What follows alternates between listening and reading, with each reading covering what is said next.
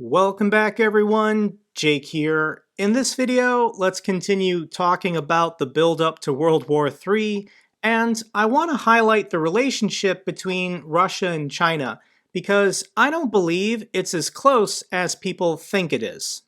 We're currently on day 5 of Russia's invasion of Ukraine, and honestly, all reports coming out of the country, it's not going as smoothly as Russia thought it would. Here's an article titled, Ukrainian General Vows to Keep Battling Russia as Call Goes Out for Foreign Fighters. And this is Russia's worst nightmare. I'm seeing reports of militia people and anybody who doesn't like Russia, anybody willing to kill Russian soldiers. So there's people from NATO countries like Spain, Ireland, the Netherlands. All they have to do is make it to the NATO border of Poland and Romania, and they'll be allowed into the country. So there's a lot of bad blood from former Soviet bloc states and Warsaw Pact countries. Anybody with a beef with Russia who's willing to go to Ukraine and fight, they will be welcomed by the Ukrainian military. So if Russia does not get control of this capital city, if Russia does not get control of the government and the Ukrainian military, probably by this week, then Ukraine will just devolve into chaos and it'll become a protracted insurgency. This is the worst case scenario for the 150,000 Russian troops currently on foreign soil, as they're going to be hit. They're going to be hit from every direction as NATO continues to supply into the country medical supplies, ammunition, food, and then more so Stinger missiles and Javelin missiles. They're anti-tank, anti-plane missiles, which will just completely decimate Russian forces. And even though we're only on day 5 of Russia's invasion of Ukraine, Russia is already increasingly sounding desperate. This article is from RT News. This stands for Russia Today. This is Kremlin paid for propaganda. But Putin has ordered Russian nuclear deterrent forces to be on their highest alert. The move comes in response to hostile rhetoric by NATO officials, Russia's president has explained. So NATO and the United States has been very clear that none of their forces are going to fight Russian forces in Ukraine for Ukraine. So NATO has pledged they're not getting involved. So the fact that on day 5, Russia is already saber-rattling their nuclear option in response, this shows that Putin is potentially worried that this could be very troubling for his country and for his regime and his ability to stay in power. And that's where Russia's relationship with China actually comes into play. Because Russia is very vulnerable right now as long as China remains neutral. So let's talk about the geopolitics of the world. What are the 3 largest military powers currently on the planet? You could argue it's the United States and their NATO allies. Number 2 would be Russia, and number 3 would be China. And people say right now that China and Russia are allies. And this is actually not true. They have no strategic treaty or alliance in which if one is attacked, the other has a military obligation to defend the other partner. They just have a mutual interest in seeing the United States' prestige and influence in the world decline. Both Russia wants to extend their military and economic sphere of influence in Eastern Europe and Central Asia. Obviously, China wants to extend it in Southeast Asia and also Africa. China's been putting a lot of investment into Africa. But in order to invade Ukraine, Russia had to get permission. Russia could not afford to upset or offend the Chinese. So what happened is Vladimir Putin, this article is from February 4th, had to go to Beijing. He already had the full-scale invasion plan ready and set to go. He had already made up his mind. The last thing he had to do was go to Beijing and get permission from the Chinese. So why? Why would Russia bother or have to go to China to get permission to invade Ukraine?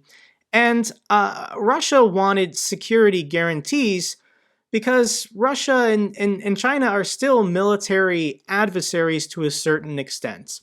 And that comes from their history. So before we talk about the history, I want to show you this clip from Joe Scarborough. And he has on as a guest Republican Senator Ben Sasse from Nebraska. The entire interview is 11 minutes. I highly recommend watching it for some perspective. I'll link it down below. But I want to show you this 1 minute clip of Senator Ben Sasse talking about what Russia had to do with China in order to enable themselves to attack Ukraine. So let's just watch this clip together. You seem to be siding with a country that has a GDP that's smaller than Texas instead of the United States and the EU, whose GDP is well over $40 trillion. What do we do? So, first of all, when you asked at the beginning of this segment, what do Nebraskans think or what do conservatives think on the ground, one of the sort of reasonable arguments you'll hear people say is, but isn't China our long-term threat? Isn't the expansionism of the Chinese Communist Party the number one geopolitical threat of the year 2030? And I think the answer to that is yes. And that, therefore, means not that you can be indifferent to Putin's invasion of Ukraine, but that you should be mindful of the fact that this invasion was green-lighted by Beijing. Russia has 11 time zones, and they were able to move their troops from the Far East back to Belarus to be able to invade not just from their Russian actual territory in the east and the Crimean Seas territory in the southeast, but they invaded from Belarus as well, and they're encircling Kiev as we speak. That was able to happen because they moved the troops back because Xi said, hey, I'd love it if you could help destabilize Europe and the U.S. And by the way, I'd love you to be the scout team offense on what a cyber hybrid war looks like. So we, China, know what it might look like if we try to seize Taiwan. Xi greenlit this thing. So this is very interesting.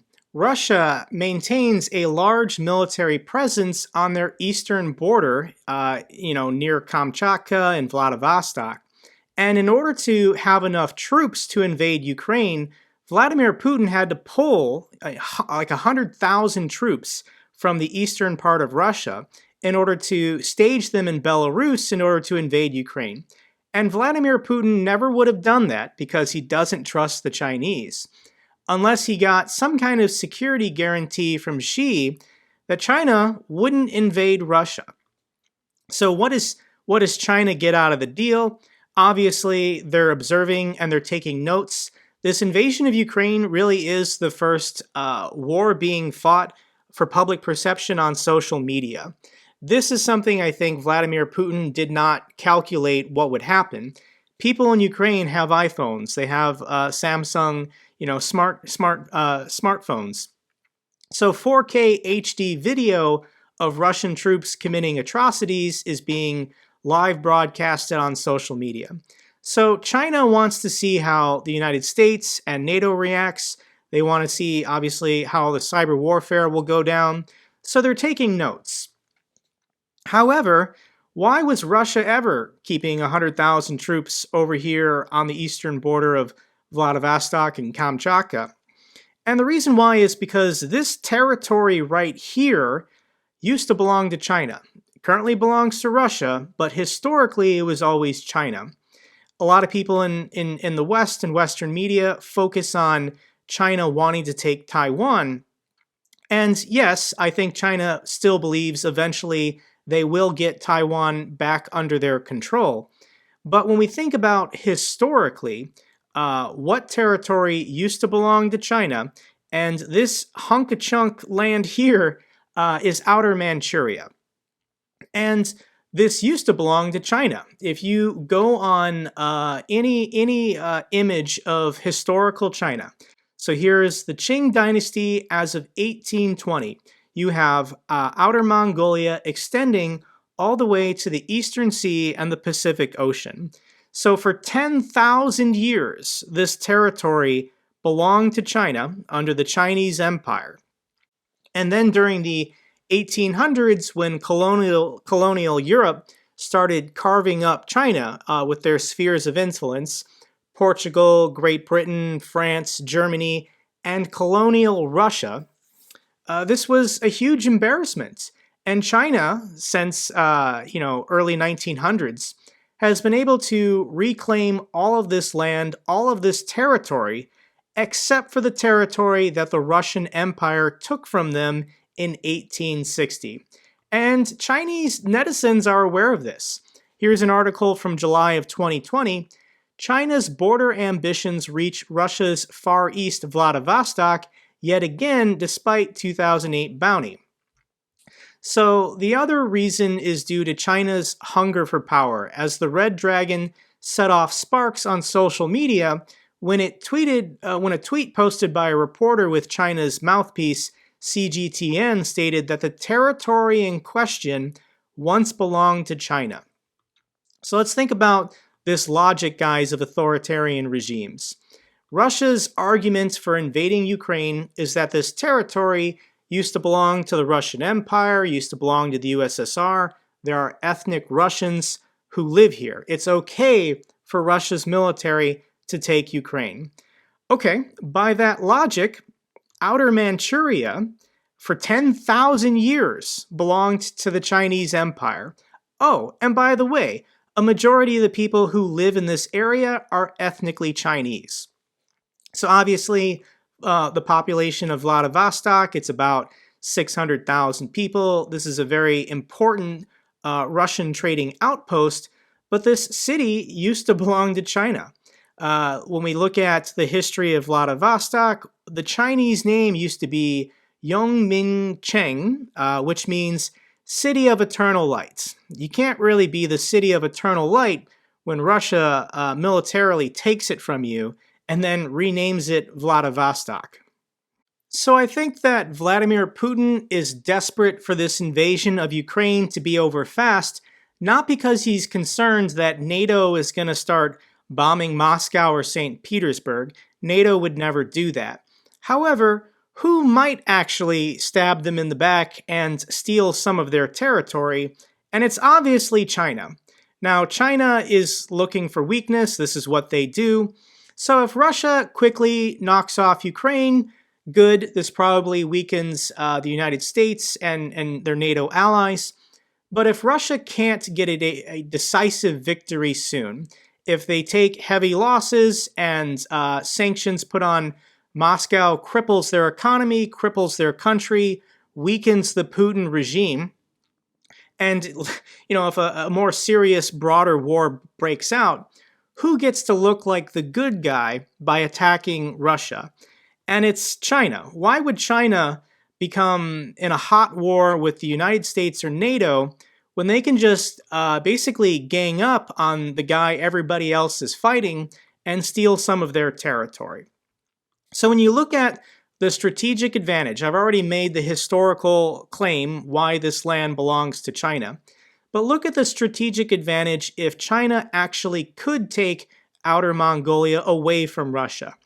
Currently, the Chinese mainland is basically limited from the Pacific Ocean. So the port cities close to Beijing and Shanghai have access to the Yellow Sea and the East China Sea, but in order to get their shipping out to the Pacific Ocean, they have to go through Korean and Japanese water. Japan controls this water for now.